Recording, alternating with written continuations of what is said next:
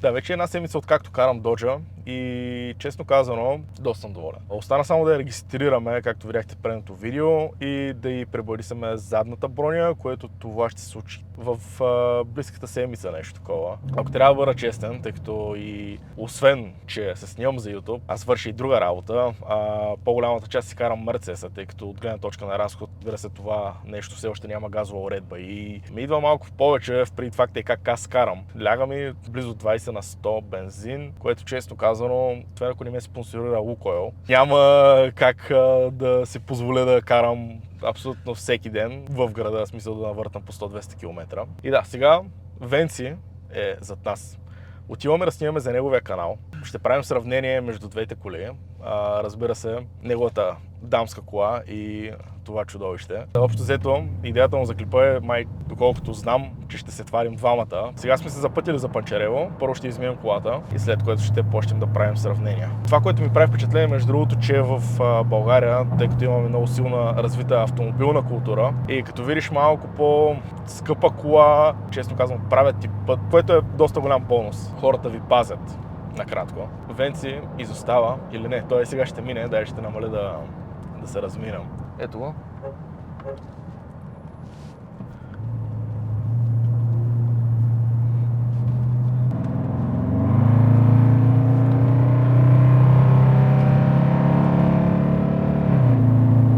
Да, колата като изzadадеш, върви адски много. Да само да кажа, че се движим на напълно допустима скорост за града. Не сме превишавали толеранса, който е 90 км в час, а и трябваше да покажа на Венци колко върви колата. Сега сме в задръстването.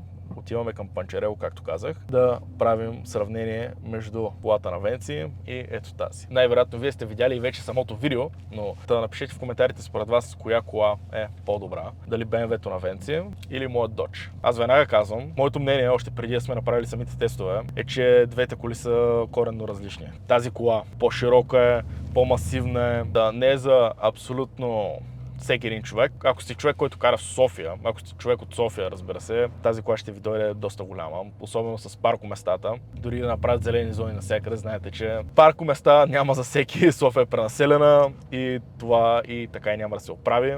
Особено ако живеете в квартали като център или по-новите предградия, тази кола ви ще ви дойде доста голяма. А и тук тази кола е направена за да бъде достъпна. Имайте предвид, че да, тук в България тези коли са доста скъпи, но в Америка и в Канада тези автомобили са доста ефтини, бих казал. Това е все едно гледате Volkswagen или някаква Toyota, нещо такова, от подобен тип автомобил.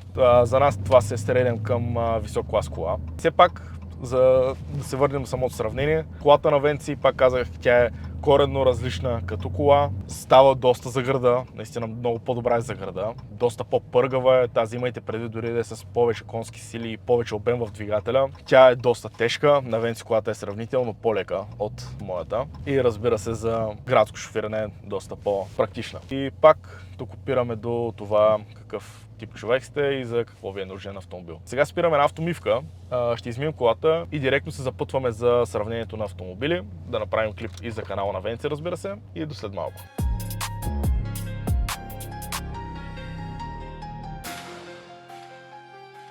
Измихме вече колата. Интересното е, че ни предложиха да я купят. Човекът дойде при мен, пита какъв двигател е колата. Казах му, чакай направо ще ти я пусна да я чуеш. И запалих я, подарох си газ. Вика, дай още един път. Подарох още газ. Напълних му душата. Той ме пита, нали ще я продавате ли? И казах, най-вероятно може и да я продадем, в зависимост кой какво предложи. И на майтап му казах, 15 евра ми оставаше и сега и ти я давам в това състояние. Позамисли се между другото, тъй като колата има много екстри. Но разбира се, това е смисъл цена за моментно състояние. След като се оправи, най-вероятно ще вземем повече пари, тъй като вече ще бъде в продажен вид. Задната броня ще бъде пребоядисана, ще бъде вкарана в доста приличен вид. Яни Саунда, между другото, в стримът си, където реагира на първото ми видео, което някой беше му задал въпрос, нали Васко щеше да си купува някаква кола. Разбира се, аз му казах, виж какво съм приготвил за следващия епизод и му пратих и реакцията му беше невероятна. Ей, ще се фърлиш някъде, внимателно карай. Звучеше като добра покупка. Верно. Просто изражението му, след като видя ускорението на самия автомобил, беше невероятен.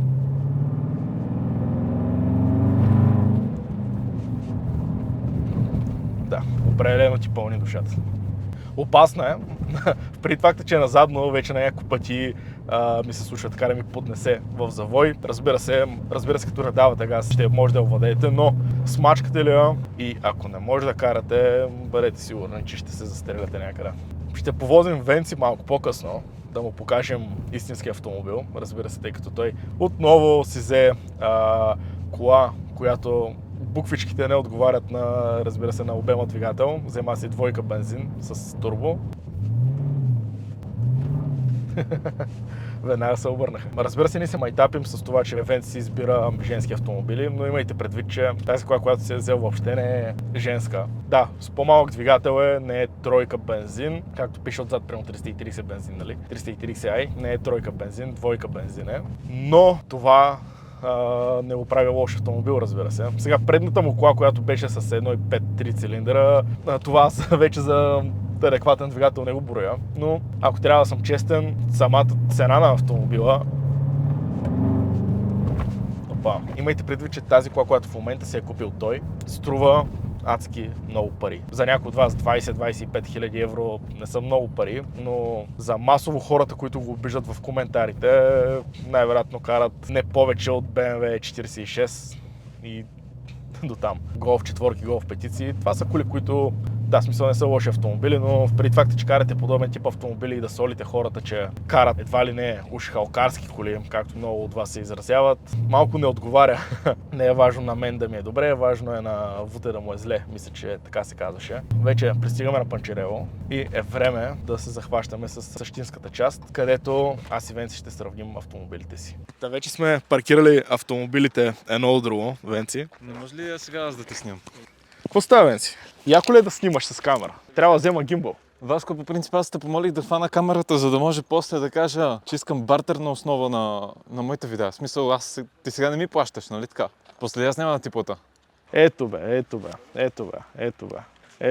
Васко, това са моите пари. Напротив, те са вече мои. Чакай, имам долари. Ще ми ги върнеш? Ето Венци, заповядай. Наистина? Чувствай се. Вземи си ги, Васко, не ги искам. Защо? Мръсни пари ли са това? Не ще ме измамиш нещо. Много ясно, аз имам скрити такси, не знаеш. Ти пари не даваш. Аз пари от тебе няма да взема. Ще вземеш да направиш ти клип за мене. Вчера ме черпи кола, така или иначе.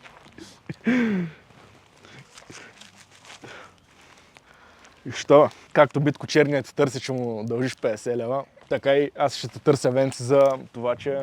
За моя канал ще има гимбъл, затова не. За твоя канал ще има гимбъл.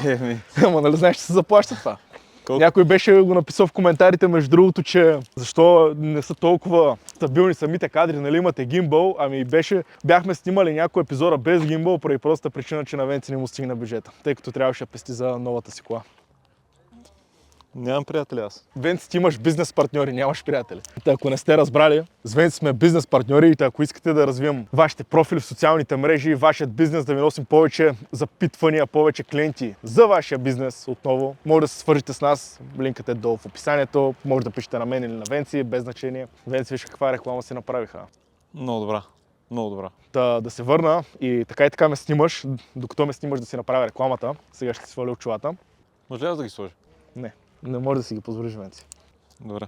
Благодарен съм, че днес партньори на това видео са отново CarCube. Те внесоха както моят автомобил, така и на Венци. Който иска да си внесе кола от САЩ или Канада, от търг или официално представителство, може да се свържи с тях, да влезе в техния сайт, да разгледа наличните автомобили, да влезе в тяхната Viber група, пак да разглежда текущи предложения, които са доста на оферта, бих казал аз. И разбира се, с код VASCO20 може да се възползвате от 20% отстъпка на тяхната комисионна. Така че, Венци, нека продължаваме с самото видео. Тая реклама по-дълга от моите, бе. Ти ли, Васко, пълниш джобовете на... Венци, виж, така ли не си разбрал, че всички работите за мен? Да. Давай, продай напред. Започваме да снимаме за на Венци канала и с вас ще се видим най-вероятно вече след като покажа на Венци какво е истински автомобил. Не, Венци, вдясно. Ето, това е дясно. Обаче, Венци, не се ли чувстваш? Все едно сме бързи и яростни. Ти си Пол Уокър, аз съм Вин Дизел. Това нещо какво означава, Венци? Че трябва да се качиш в колата и се бъснеш някъде. Чакай, аз съм донесъл нещо. Какво? Сега ще ти покажа. Какво си донесъл? Нали ти снимах едно нещо у нас? Да. Донесох го. Да го сгубя. Не, Венци. Ще правим краш тест, Васко. Добре, по-късно ще правим краш тест. Добре. Аре към твоя влог, че направо ми писна да те гледам, Венци. Как ти се струва за сега колата? Прекалено шумна, прекалено комплексарска, както каза в моя клип, но удобно.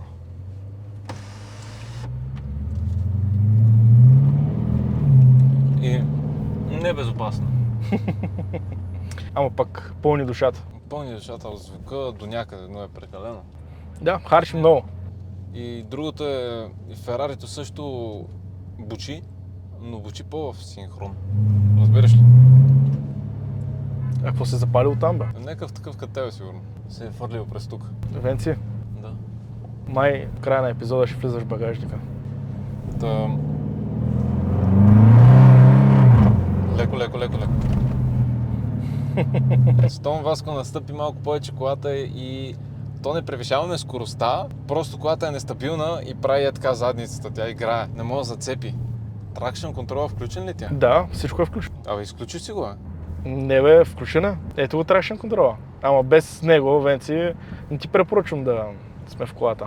Има и предвид, че тук имаме много нютон-метри в комбинация с лошия асфалт. Просто си заминаваш. Та иначе, как би оценил колата от 1 до 10? Мисъл, като... За цената... За цената си, предвид факта, за колко пари знаеш, че съм я взел. Предвид цената е много добра оферта, обаче просто не е мой тип кола.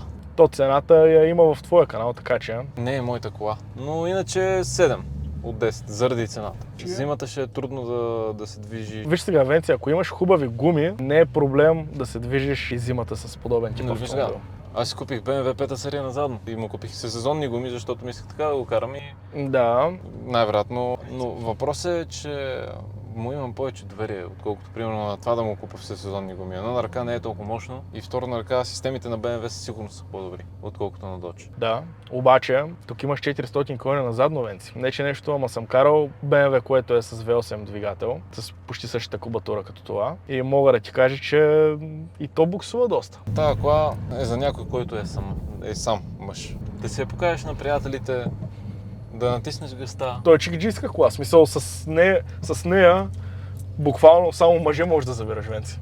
Да. Жените не се кефят на това. Не си забирал жена с това, нали? Все още не. А тебе броим ли? Тъй като ти не знам като какво се самоопределяш. Като мъж. Само... нали знаеш една поговорка на Марсо, Васко? Кажи я, че я забравих. Цял живот съм ебал путки. В момента еба путки и цял живот ще еба путки. От Марсо. Чува ли се? Това ще достигне до него, Венци. Та, Венци, накратко за този епизод да пратим поздрави на саунда. Поздрави на саунда. Да, тъй като най-вероятно вече до тук те е нахранил 50 пъти. Да, но според мен няма да му хареса тази кола.